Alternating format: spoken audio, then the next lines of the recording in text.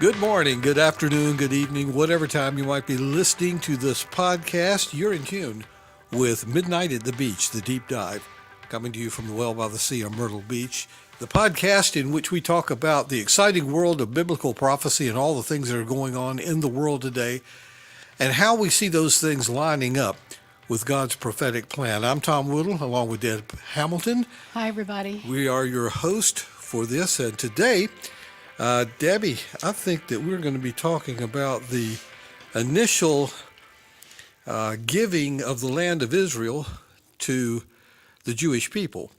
I think that's what with all the stuff going on in Israel right now. This continues to be a hot topic, and it's going to be for a while.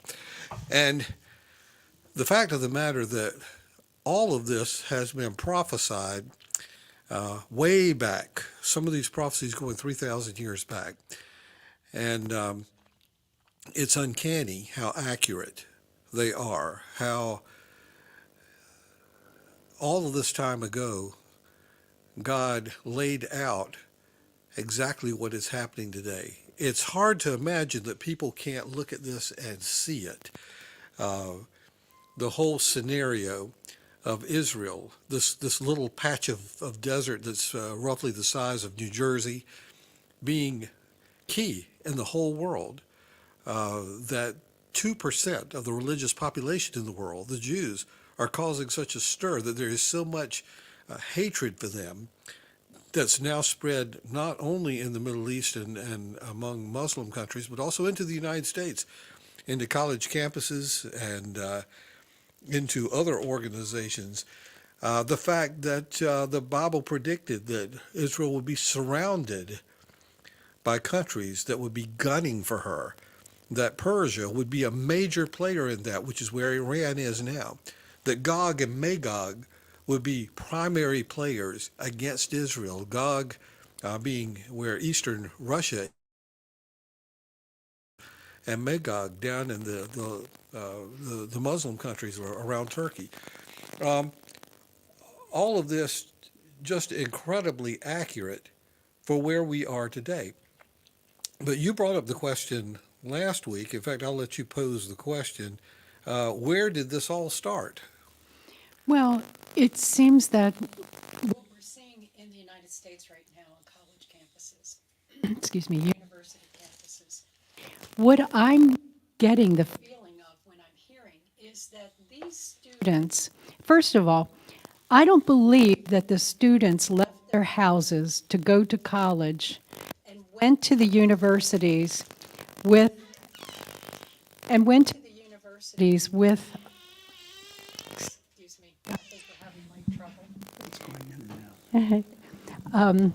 I don't think that students left their homes and went to universities with hate for Israel. I think when they went to the colleges and universities is when this started, because I don't even think they gave it any thought before they ever went to the university, more than likely. So a lot of this, I think, has been the product of being in the universities with college professors who are leaning against Israel, and they are teaching this in our universities. So what I'm hearing today when I'm watching what's going on, I'm seeing that the students are lumping together Hamas and the Palestinians. They're not making a difference between the two. And part of the reason that they're saying free Palestine is because they believe that the land that Israel has was stolen from them. So making a clear distinction here, I think, would be really good for you to address the difference between Hamas and Palestinians, how they differ, what's the clear difference, and how in the world did we get to the place where Israel's land is so disputed over? Okay, those are all good questions, and there's some surprising answers to that. Um, we go way back in biblical times to begin getting an idea of how this all plays together. Um, if you remember the story of Abram and Sarai, which they basically became Abraham and Sarah, God had concocted a plan whereby which to bring the human race back into a open and right relationship with him. You remember that God had created the earth and he gave it over to Adam and Eve. And he said, till the earth, take care of it. He basically said, you are my managers in charge of the earth. And he gave them one thing. It's one of those things where you say, you have one job, and you can't do it. One job. And their job was to be on the earth, to manage the earth, all of this wonderful stuff, animals and land management and all that stuff. And God said, the one thing you can't do is you can't eat of the tree of the knowledge of good and evil. Now, the tree of life was there also in the garden, but God said, don't eat of the tree of the knowledge of good and evil, for in the day that you do so, you will surely die. And you might ask then, why did God put a temptation in the Garden of Eden for them? And one of the gifts that God gave us and also gave angels, apparently, was the gift of free will. You can't have free will if you don't have a choice. And so God made it really easy. He said, the only thing I'm going to tell you don't do is don't eat of that tree. Now, we don't know how long they were in the Garden of Eden before they fell to temptation. And you know the story, the Satan coming in the form of a serpent and tempting Eve. And he told Eve what Satan always tells you. God didn't really mean that. God didn't mean it. Surely what he knows is that if you eat of this tree, you're going to be like him. You're going to know good and evil. Before that, they did not know evil.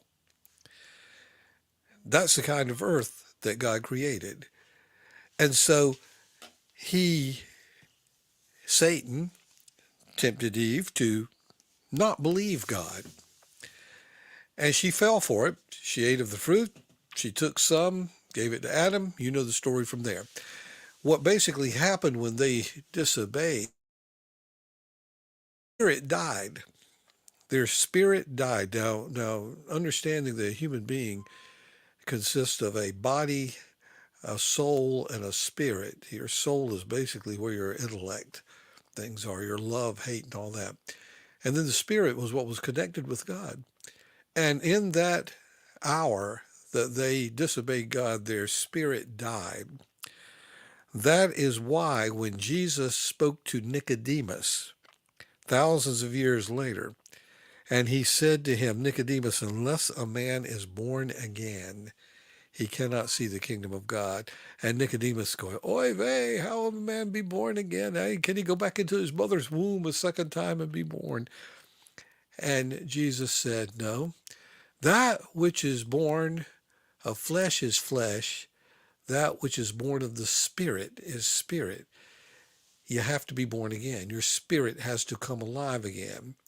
And that is accomplished by accepting the work that Jesus did on the cross for each one of us to do away with all of that fallenness. When we accept Jesus, when we confess with him our mouth, when we believe, when we choose to believe in our hearts that God raised him from the dead, then we are born again, and our spirit, that thing that connects us with God, comes alive again. Now, remember that the world was still fallen, and God, in the beginning, was hatching a plan to bring us back into that living relationship with him, to a plan for us to be born again. And he chose Abraham, and he said, Abraham, I'm going to make you a father of many nations, and all the nations of the earth will be blessed through you. Now, I'm going to give you a concise story. You can read it in chapters 15 and 16 of Genesis. But he's talking to Abraham, and the promise is Abraham is old, and Sarah, or Sarai, Abram and Sarai. Abram The name means exalted father, but Abraham means the father of many. And God changed his name to Abraham. And he said, you're going to have a son. You're going to have a son with your wife, Sarah.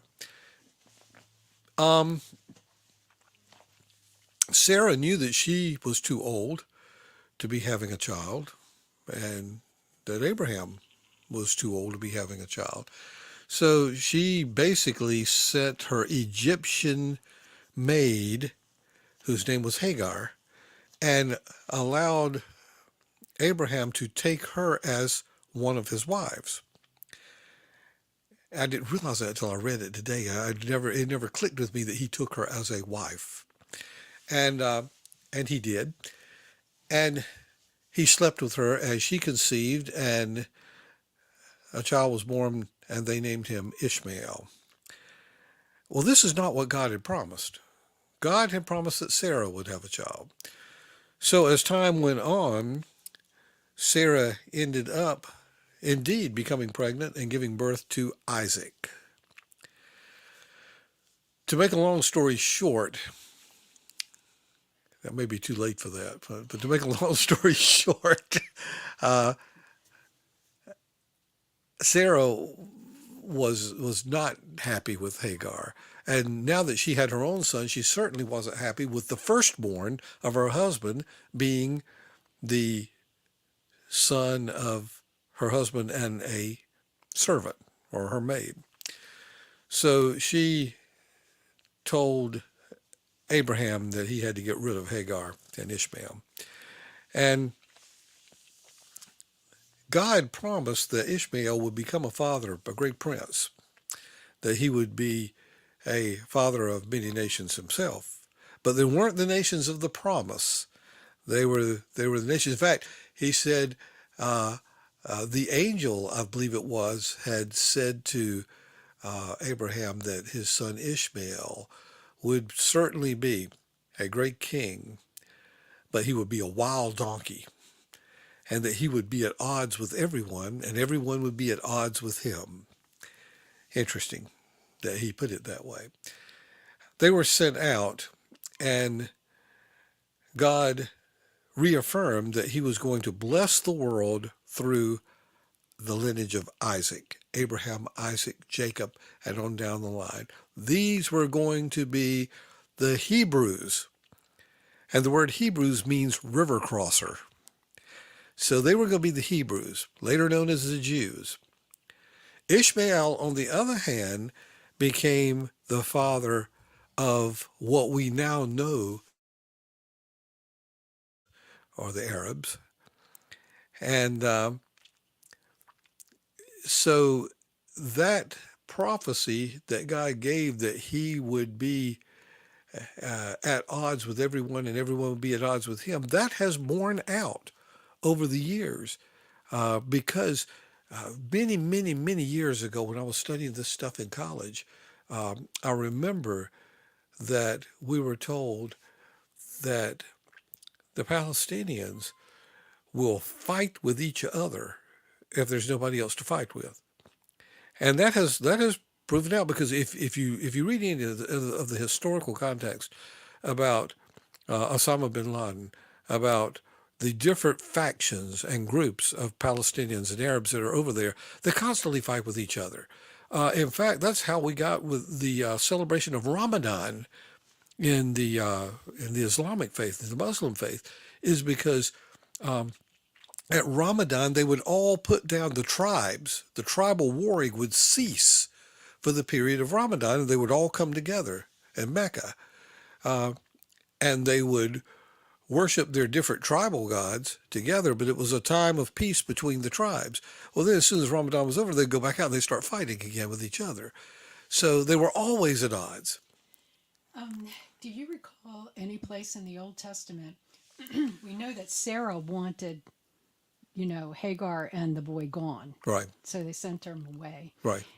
Is there any place in the Old Testament where Isaac and Ishmael ever, Not that I know of. met together and had any kind of thing that went on? No, you pretty much lose track of Ishmael after that story of him becoming the father.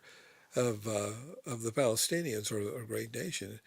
And you have no, not that I'm aware of, any report of Isaac and Ishmael ever having anything to do with each other. Or they're groups of people. Um, I know that what ended up being the Canaanites that were in the promised land. Now, this is where it gets sticky because Ishmael's people went on out and they settled lands. And part of the land they settled was in Canaan. All right. Now you had Philistines, you had Jezebites, you had Amorites, you had the Canaanites, you had all kinds of ites all through that land in different tribal areas, regions that they were known.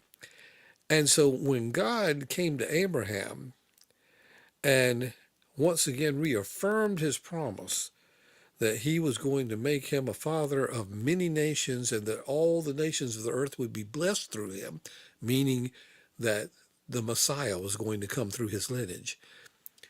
When he did that, he told Abraham that you are going to be going over into a land that is not yours, and that you are going to take it because I'm giving it to you. I am giving you this land. All right.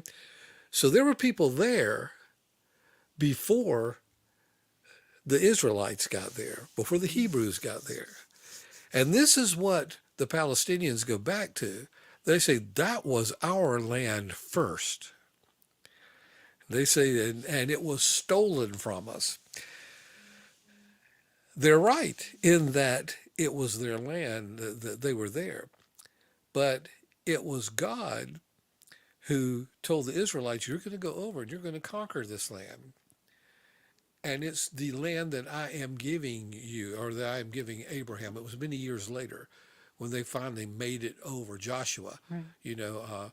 Made it over and conquered the land. So yeah, the Palestinians have an argument in that they were there first, and then it was stolen from them by the Jews. But it's not exactly like that because God, who created the land, God who created the earth, actually gave it to Abraham and said, I'm going to give you, this is going to be the land that my people, my chosen people, are going to occupy, and then I'm going to bless the nations of the world through this.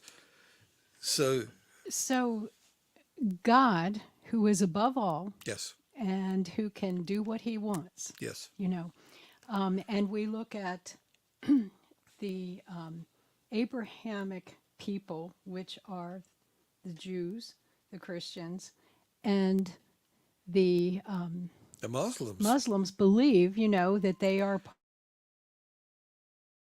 And yet, when we look at the lands and the gods that they served, they weren't serving the living God. They were exactly, serving other gods. that's right, But the Jewish people were serving the true God. correct, So God chose for them to move into that land. The others were not serving him. right. So this was God's choice, not that it was stolen. God does not steal anything. He does not sin. He does not Well, do God had something it to wrong. begin with anyway. It Right. was his to give. Right. And if his choice as God was to give that land to the Jewish people, and the others believed that they were of Abraham as well, they should concede to what God chose, but they didn't serve God. Exactly. Yeah.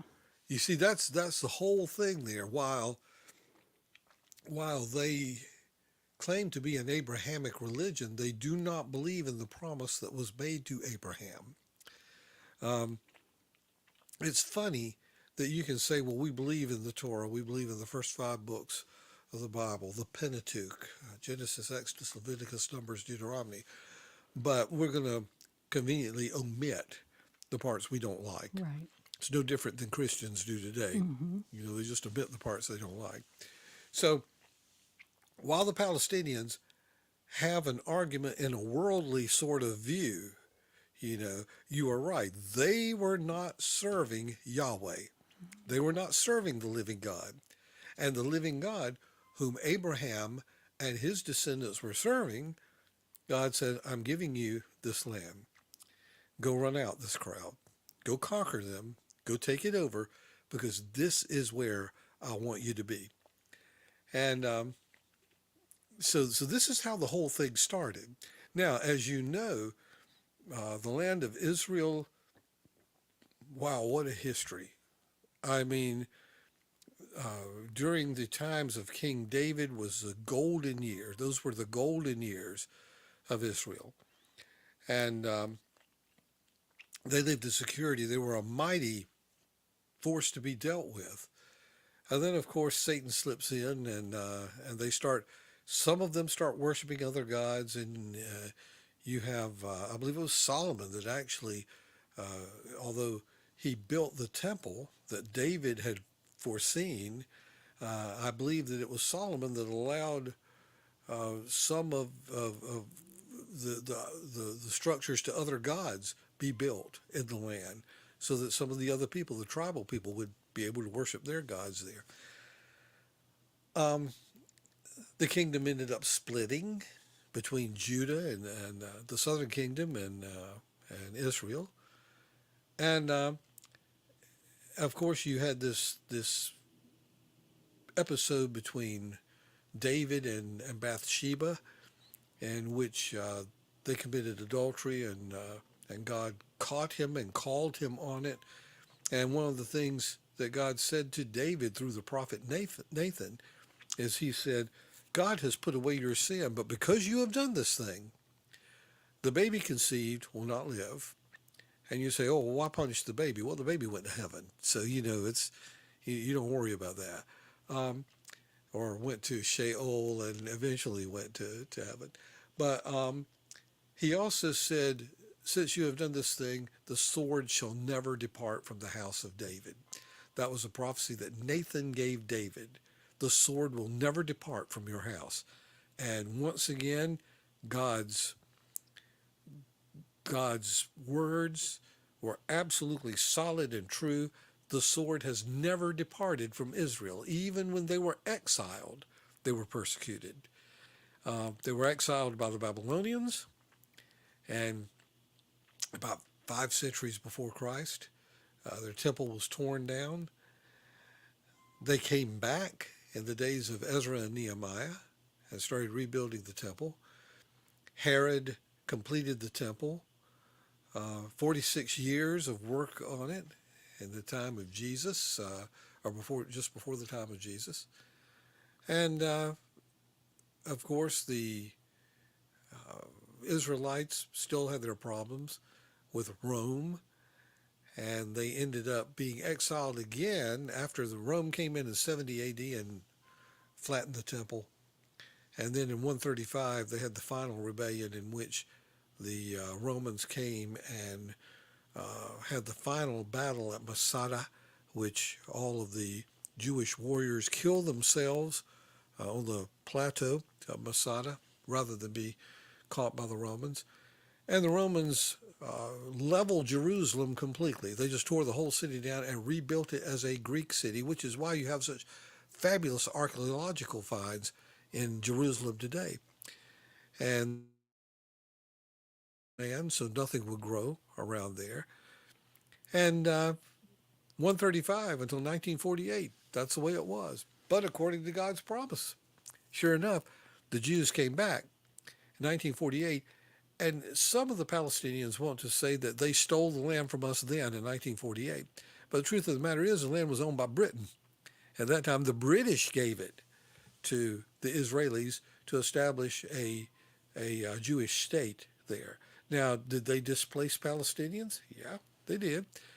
But if you look at the history of this, even with Yasser Arafat, and Menachem Begin striking a deal. I remember watching them shake hands and thinking, wow, this is monumental.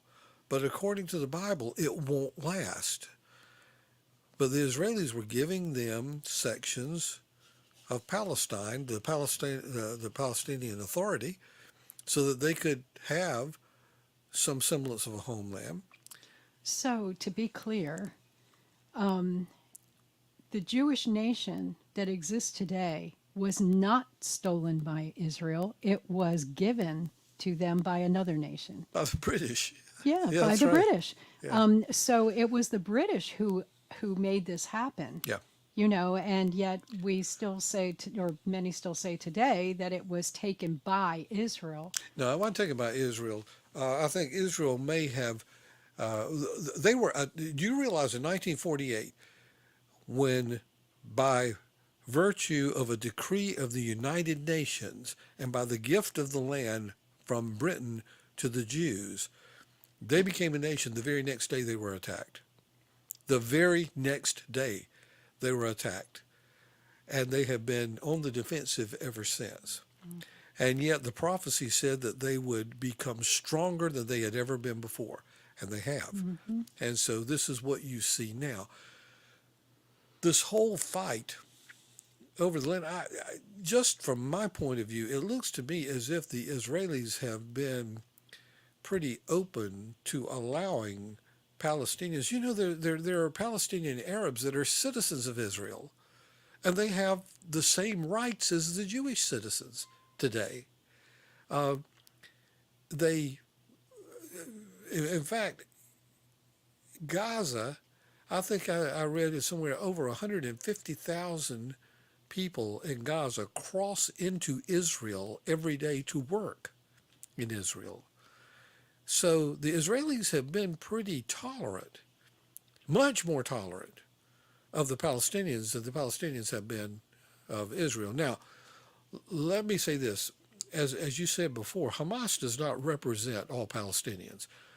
The Palestinians elected Hamas into government power roles in 2006 as the government of the Palestinian Authority, but it was by a very small margin because the other parties only, I think Hamas had like 46% to like 43% or 42% in the vote.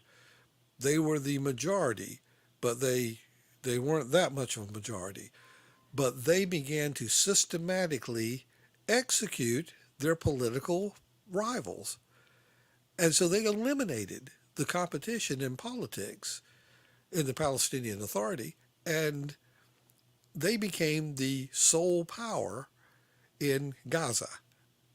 So that's how they got into power. They were elected, but it wasn't like it is now. They pretty much brutally took the rest, of the control. Well, that's a pretty big majority who did vote for them. Yeah, So about 46%. so did they not know what they were when they voted them in? I think everybody knew. It has been no secret that from the very beginning, Hamas, Hezbollah, all of these have advocated the destruction of Israel, as has Iran. Mm-hmm. The chant that is going on college campuses today, which is just unnerving if you're Jewish. The chant is from the river to the sea. Mm-hmm. And what that means is to wipe out Israel from the Euphrates River on over to the ocean, Mm-hmm. to the Mediterranean, get rid of them. Mm-hmm. I don't know if you heard, but just today they were interpreting what the head of, we heard it on the way over today, and he reiterated with no qualms about it that Israel cannot exist. Yes, There is no two-state solution. right. There is nothing. He said, we have no problem. He said, they will not exist and we will be successful. There you go. That's the whole idea. There is no interest Right, in having a two-state right. system up there with Israel and a Palestinian state. So the Israelis, when they are in this fight, they are in a fight for their very existence Mm-hmm. because the radical Palestinians, although Hamas does not represent all Palestinians, they represent enough of them that they want to see all Jews killed Right. and the land of Israel completely done away with and become a Palestinian state.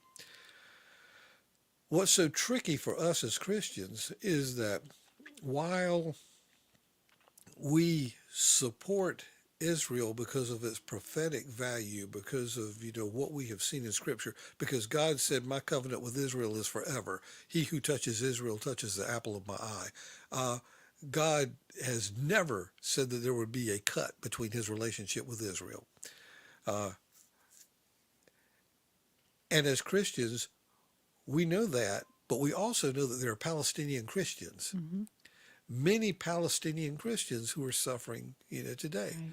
So this is where we fall into this tough area between a rock and a hard place, because you want to support the Palestinians, particularly Palestinian Christians, but you can't be anti-Semitic either, and you can't fight against what God is doing. Now, a lot of people are going to look at that and they're going to blame God. If you look at what's going on, this atrocity that Hamas perpetrated against Israel, I watched an in-depth thing on it the other day, and they did things that the Nazis didn't even do. Putting infants in ovens and baking them in front of their mothers, uh, ripping open pregnant women and pulling the babies out with the umbilical cord still attached and beheading the babies, tying children together in a circle and dousing them with gasoline, setting them on fire, raping old women and young girls, and then bludgeoning them to death.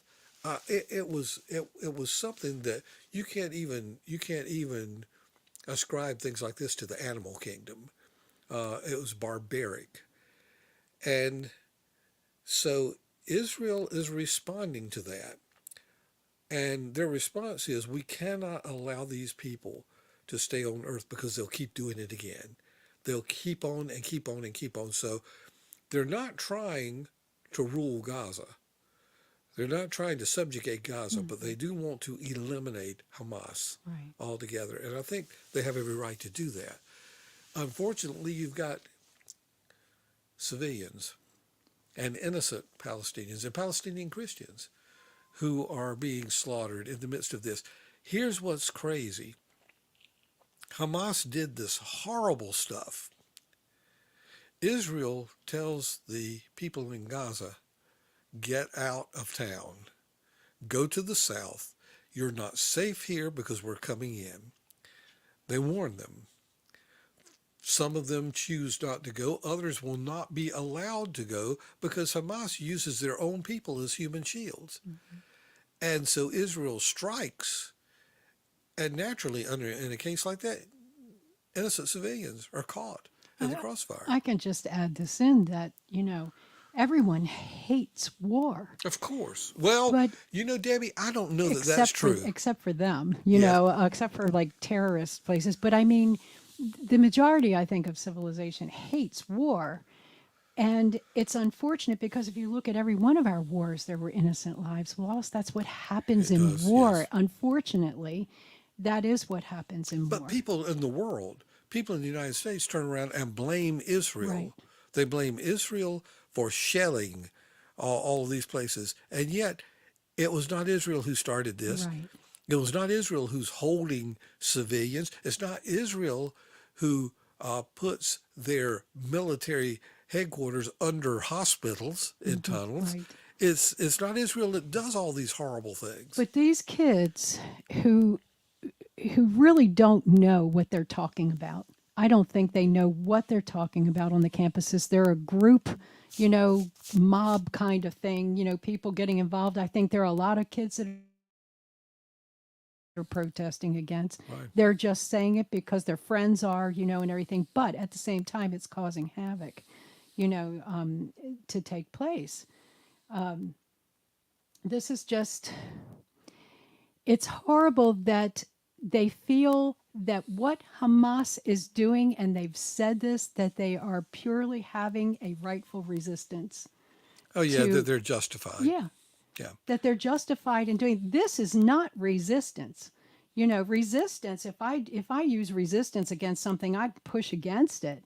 But I'm not being violent, in resistance the way that this kind of violence, which can hardly even be spoken about, that is going on. And they're blind and don't see this. Yeah, and the unfortunate thing is 20 years ago you would have never seen this on a college campus. Now, my entire career was spent on college campuses. 38 years I was a counselor and a professor in colleges and an administrator. You never saw anything that was even remotely akin to what we're seeing now. Our colleges and universities are being poisoned. Oh, yeah. They're being poisoned by a bad strain of liberalism. Mm-hmm. And it's a spirit of delusion. I believe it's a spiritual thing. It's a spirit of delusion. I was amazed today to see a huge protest, pro-Palestinian protest. And let me say, you can be pro-Palestinian without being anti-Semitic. Mm-hmm. You can say they need a homeland, that there are good and honorable people in Palestine that need to have their fair share, without hating Jews and expecting the nation of Israel to be destroyed. But I was amazed to see today this huge protest of gay, lesbian, Oh, transsexuals yeah. Yeah. that were marching For, in favor of the Palestinian resistance, and in some cases Hamas. mm-hmm. And they said, we were just waiting for the day when the gay rights flag will fly over Palestine. Well, I can tell you folks, that ain't going to happen. Never going to happen. And they are supporting people that would kill them. Exactly. The spirit of delusion And ignorance. is just so, it's amazing. We think that, in a way, I think they are thinking that, well, if we show them that we, are in favor of them, then they will turn and be accepting of us. But those kids that are all on the college campuses right now, I think I can say this, correct me if I'm wrong. If Hamas came onto our soil, they'd be dead. That's right. Because they hate America. Well, they don't only hate America, they hate gays. Yeah, they hate gays, but I'm talking about the kids that are just, pro-Palestinian, who are really, not making that distinction between the Palestinians and Hamas. If Hamas would come here, they want to destroy all Americans. And especially the college system. Yeah, Yes. and so you have the college students here that are absolutely just welcoming Hamas and defending them, when they don't realize that if Hamas was here, they would be killed just like anybody else. And a lot of them will make a distinction. They'll say, well, we're not supporting Hamas. We're supporting the Palestinians. Yeah, I Okay, haven't heard that a lot. fair enough. Fair enough. But like I said, you can be pro-Palestinian without being anti-Jewish Right. or anti-Semitic. And, if you're pro-Palestinian, that's fine. But if you hate Israel and you want Israel to be destroyed and Jews to be killed, then you're just as bad as Hamas, whether you're supporting Hamas or not. Yeah, I'd like to see these kids, if they want to have peaceful protests, be pro-Palestinian and have signs against Hamas. Yeah. Because that they're not making the distinction. They're not making that distinction. It's a crazy time that we live in. It's a prophetic time that we live in. And, I see a lot of ministers putting out, pray for the peace of Jerusalem. That's scriptural. But do you know what you're praying for when you pray for the peace of Jerusalem? Jesus to come back. You're praying for Jesus to come back. That's right. Because the only peace Israel will see will be under the Antichrist for that short period of time, symbolically 3.5 years or literally 3.5 years. I don't know which. But the period of time when the Antichrist will arise and bring a peaceful solution, supposedly, to all of this conflict that we see between the Arab world and between Israel. And that only lasts for a certain amount of time, and then as Scripture tells us, he turns against Israel, and you have the war in which Gog and Magog get directly involved into it, and Persia, and even it alludes to the fact that China will be involved in this. And Debbie, if you look at the news today, it's setting the stage for it. It's not here yet, but it's setting the stage for exactly what the Bible says will happen. As we're talking about, you know, the difference between Hamas and the peaceful Palestinians, who were these people? I mean, this thing, I remember hearing prophecies all growing up, you know, and everything, and what it was going to be like, and you never could have imagined how all of these prophecies of violence and all the things that were going to happen would look like. You just didn't know what it would look like. This thing that has happened now is all over the world. All over the world. The hatred for Jews right now is very palatable all over the world. Who were these people? 7,000 of them. I believe it was Germany who stormed into the airport waiting for a plane of Jews to land. And what Russia. were they going to do? Russia? It was in Russia. Russia. What were they going to do to them? And what kind of Palestinians are they? You know, that are running there If to they do are this? even Palestinians. Who else could they be? I'm just asking. It's like you're looking at college campuses today. Who are those guys? They're not all Palestinians. Right. You know, Palestinian influenced for sure. Right. But yeah, I mean, you know, there is a illogical hatred for Jews and Israel, and the only logical explanation is it is directly spawned by Satan himself. Exactly. That he is working in the minds and the hearts of people, not only Palestinians but other people, to stir up hatred, just like he did. You know, and it's just, once again, it's Satan. It is Satan showing his hand, and nobody wants to believe it. Yeah. Well, it's like what you just told us a couple of weeks ago, you know, when you were talking about the millennium, for instance. Right. Satan was going to be loosed after the millennium for a season. Yeah. You know, and when you look at let's just take the last decade, it's like somebody put their foot to the pedal and it's going 200 miles an hour. Yep. And everything that's happening is happening one right after the other fast. And it's all evil. It's all evil, bad. it's illogical, Yes. and it's prophetic. Yes. You know, November 9th, we have the observance of Kristallnacht coming up. Let me see if I can say it in my best German. Kristallnacht.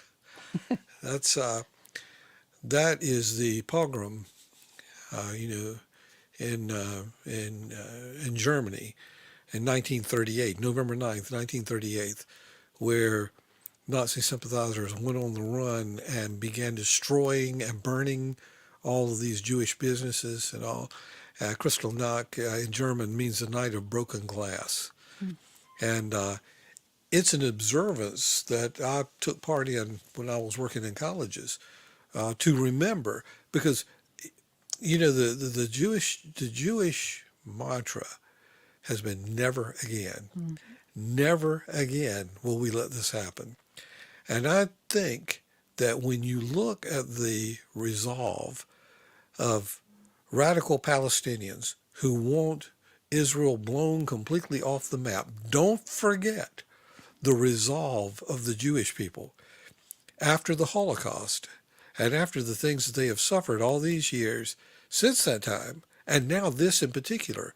They will tell you right up front, never again. Don't ever forget the story of Samson. I read many, many years ago that you have to be careful of the Jewish state and the Samson complex. Meaning, you remember the story of Samson. In order to destroy all of his enemies, he brought the whole house down, and he killed himself in doing it, but he killed all of them too. There are Zionists. There are radical Israelis as well as there are radical Palestinians who will say, no, before we let that happen, we will bring everybody down in that region. So the powder keg that we're sitting on in this is very real. It's very dangerous. And we can sit over here in the United States and say, oh, we just got, some kids who are protesting, they really don't know what they're doing.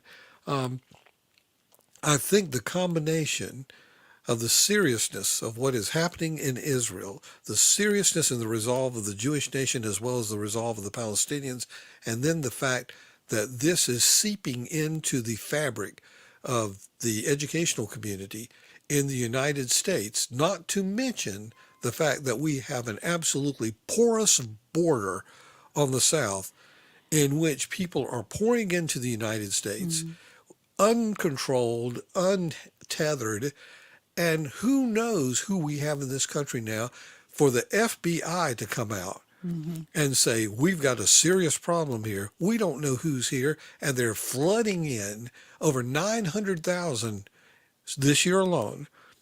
And Christopher Wray, the head of the FBI, he says, we have to have heightened security measures because we may have attacks of Hamas right here on our soil. And the only thing I can ask is, how are we allowing this administration to just, that's treasonous. I'm sorry, it's treasonous to have that border open and have absolutely no control and just let it continue to happen.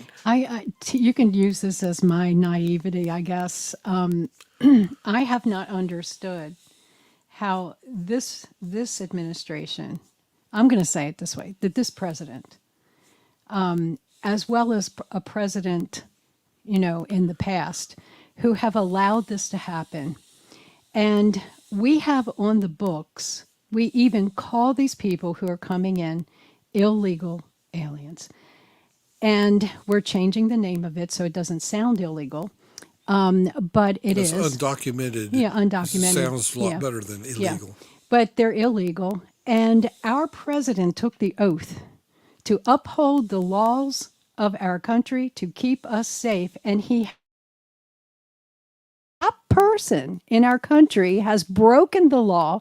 And I don't understand how he stays in office for breaking the law. That's a real good question. It's a real good question.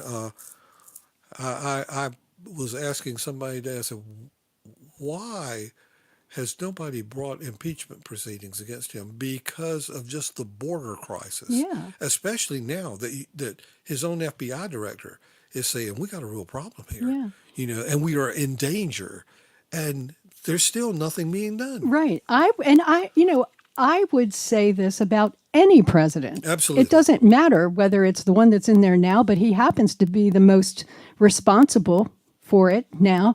But for any president or anyone who has taken the oath of office to uphold the laws of our land and then he breaks them but still gets to stay in office, I don't understand it.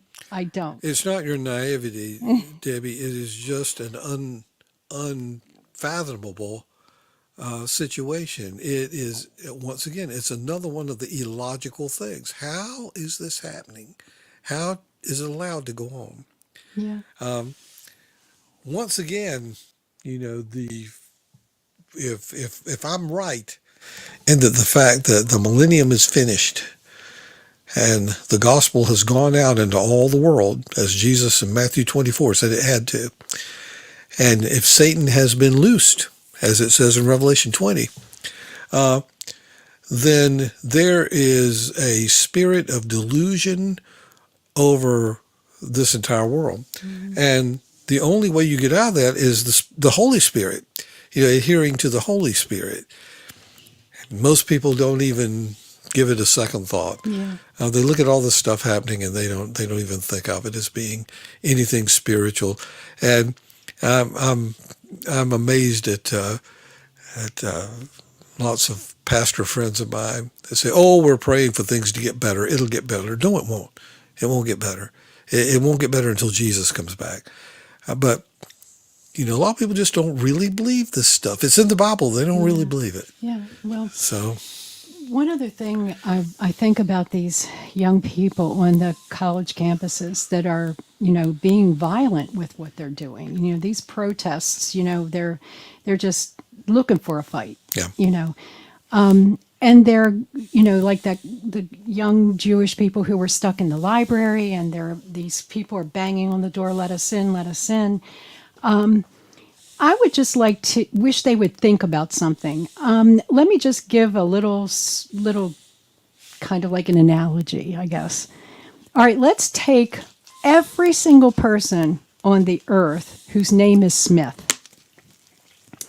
And out of all those people on the earth, there are, say 20 people who are in prison named Smith because they committed big crimes. Then we should go after every single person whose name is Smith. Just because there are 20 people who committed crimes named Smith, and they're in prison. Does that make sense?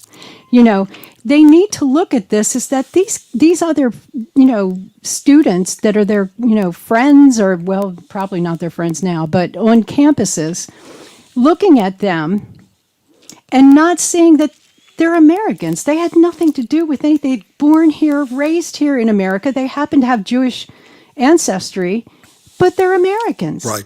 And they're still angry at them and going after them when they had nothing to do with anything of what's going on. Let me also put up, just in fairness, it doesn't seem to be as prevalent as the anti-Semitism that we see, but there is an anti-Islamic faction too here. But you see that one case where that guy killed that 6-year-old kid who was Muslim. In the United States, there is no room for any of this. They call it Islamophobia, but I get wearied with these terms of phobia. But it's Islamophobia, anti-Semitism, all that. There is no room in the United States for this. There's no room in God's Word for this kind of behavior. So if this continues to escalate, we are going to be in a real mess. It's not going to be a war of the races, as Charles Manson always said there would be. It will be a war, once again, here in this country, between the Islamic faction and the Israeli faction. And it is so confusing and so foggy all the way through. This is Satan at work. It is a spirit of delusion. And as Christians, what we have to do is pray God to intervene in such a way that people are protected, at least in this country, that some sanity comes to the argument, and that we as Christians stand up for the rights of those who cannot stand up for themselves or who are being persecuted. It's not right for anybody to be persecuted, but it is right for us all to give a little bit on either side. And I'm talking about in the United States. Pray for the peace of Jerusalem, because when you pray for the peace of Jerusalem, you're praying for Jesus to come back. Right. And I'm all for that. Yeah. So, all right. Well, let's wrap it up for today. I'm sure that next week there'll be plenty more to talk about as this thing continues to boil in the Middle East, as all these things continue to happen, and we see biblical prophecy being fulfilled in front of our eyes. Jesus said, when you see all these things happening, look up, for your salvation is drawing near. And for Christians, that's what we see. Our salvation is going nothing to be afraid of, but we are to be expectant. So, we'll close with that and hope to catch up with you again next week on Midnight at the Beach. No? We won't be here next week. Oh. We're going to be away at a conference. Oh, that's right. We're going to be at a clergy conference next week. Okay, we'll catch up with you at some point soon here on Midnight at the Beach, The Deep Dive.